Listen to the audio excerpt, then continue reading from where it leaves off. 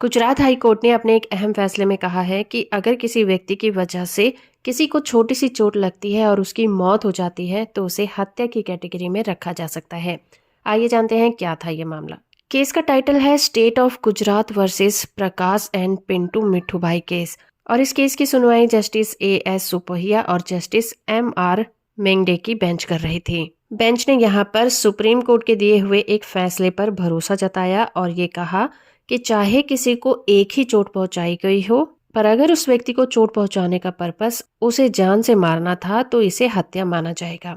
Court ने कहा कि अगर पेटिशनर ये साबित करता है कि आरोपी का इरादा किसी व्यक्ति को जान से मारने का था और उसके द्वारा दी गई चोट मौत का कारण बनने के लिए ही काफी थी, तो ये क्राइम मर्डर माना जाएगा और इसे आईपीसी के सेक्शन 300 क्लॉज 3 में बुक किया जा सकता है। गुजरात हाई कोर्ट ने यह फैसला आरोपियों को बरी करने के फैसले को चुनौती देने वाली अपील पर किया।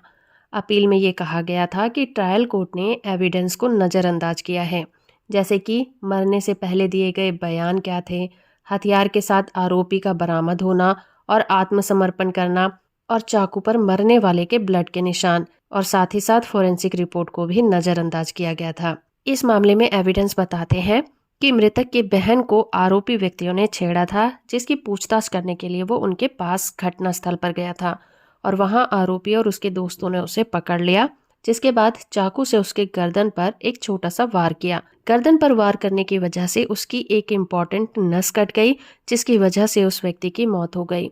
सबूत बताते हैं कि दोनों के बीच में कोई झगड़ा नहीं हुआ था और ना ही मृतक ने उसे लड़ने के लिए उकसाया था। आरोपी का इरादा उसे जान से मारने का था, इसलिए वो पहले से ही चाकू लेकर वहां पर रेडी था। आरोपी ने अपने दोस्तों की हेल्प से मृतक को पकड़ा और उसकी गर्दन पर वार किया।